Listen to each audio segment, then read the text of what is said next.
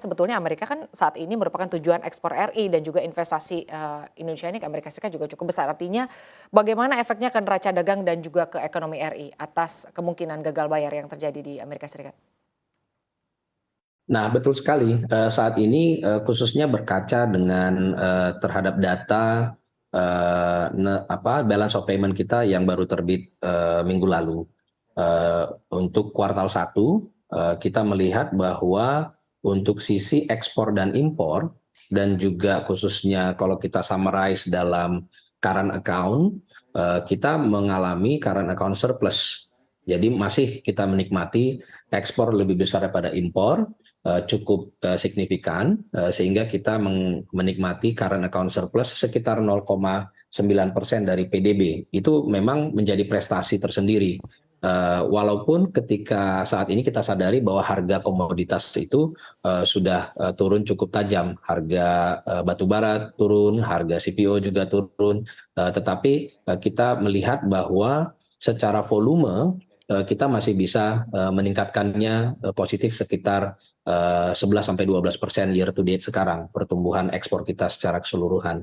Tetapi ada satu poin sebenarnya yang cukup menjadi highlight dari performance kita untuk current account kita ini adalah bagaimana performance dari sektor hilirisasi. Hilirisasi dari mineral ini menyumbangkan sangat banyak net positif terhadap ekspor kita.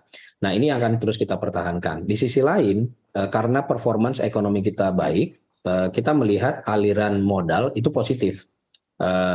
Saya tadi sudah sampaikan bahwa aliran modal masuk tidak hanya ke saham, tetapi juga terutama masuk ke surat utang. Dan ini yang menimbulkan secara keseluruhan balance of payment kita untuk satu kuartal pertama itu surplus sekitar 6 billion US dollar.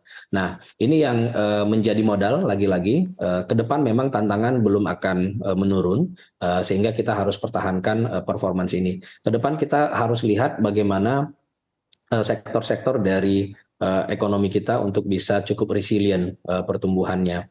Karena dengan ketidakpastian ini, kita sebenarnya sudah bisa melihat ada beberapa sektor yang harus kita perhatikan. Di sisi lain memang ada beberapa sektor yang malah booming, seperti sektor pariwisata, transportasi, hotel dan restoran ini sedang booming dan sedang mencapai titik kembali ke pra-pandeminya.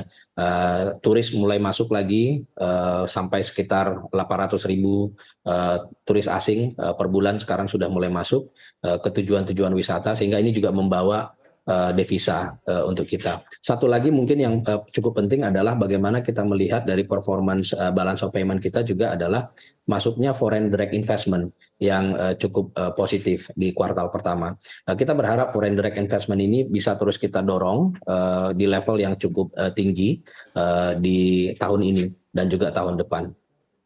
Baik, tapi Pak kalau dibandingkan begitu ya, ini daya tarik aset keuangan kita jika dibandingkan dengan negara-negara yang ada di ASEAN atau peer di ASEAN itu sebetulnya Anda melihatnya seperti apa?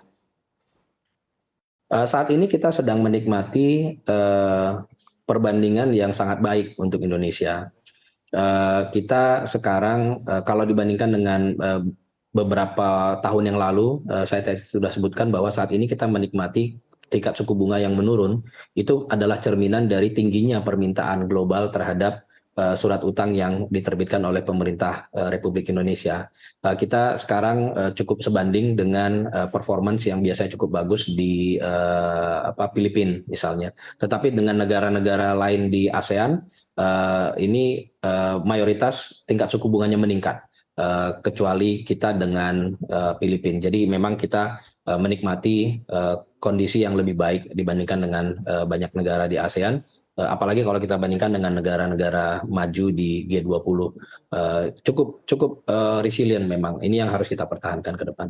Baik Pak Febrio, tadi Anda menyampaikan bahwa sebetulnya fundamental ekonomi Indonesia begitu ya, aset kita lihat aset keuangan kita juga masih cukup menarik. Apakah ini masih akan berlangsung sepanjang tahun 2023 atau hanya di kuartal kedua di tahun 2023?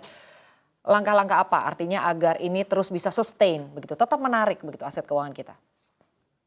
Ya, itu tadi disiplin, kuncinya adalah disiplin dari fiskal kita harus semakin kuat. Kalau kita menghadapi ketidakpastian secara global, yang terbaik yang harus ditawarkan oleh sisi fiskal adalah menambah kepastian. Jadi bukan justru menjadi sumber ketidakpastian. Dan ini yang sudah kita tawarkan dan berhasil kita berikan kepada pasar selama paling tidak 2 tahun terakhir ini, sehingga ini tercermin pada kinerja sektor keuangan kita, baik yang saham maupun obligasi maupun bonds. Saat ini kita menikmati hasil kerja keras tersebut, dan ini yang harus kita pertahankan. Rupiah kita tetap bisa stabil. Saat ini kita mengalami apresiasi year to date, ini harus kita pertahankan. Tadi sudah saya sebutkan tentang capital inflow instead of capital outflow yang terjadi di banyak negara. Risiko tidak akan berkurang. Second half of this year itu tetap kita harus waspada. Harga komoditas tampaknya tidak akan kembali ke atas karena banyak negara sedang justru menghadapi risiko melambatnya pertumbuhan ekonominya, dan bahkan beberapa negara sudah akan memasuki resesi. Nah, sehingga permintaan terhadap komoditas mungkin akan terkoreksi. Jadi kita harus cukup disiplin. Dan pemerintah memang sudah cukup konservatif selalu dalam mengelola fiskalnya. Saat ini kita memang menikmati hasil kerja keras tersebut dan kita harus pertahankan. Baik Pak Febrio, satu pertanyaan terakhir terkait dengan kemungkinan gagal bayar Amerika Serikat. Indonesia juga sebetulnya disoroti begitu oleh Pak Yusuf Kalla dengan utangnya. Apa yang kita bisa pelajari dari kondisi gagal bayar utang di Amerika Serikat?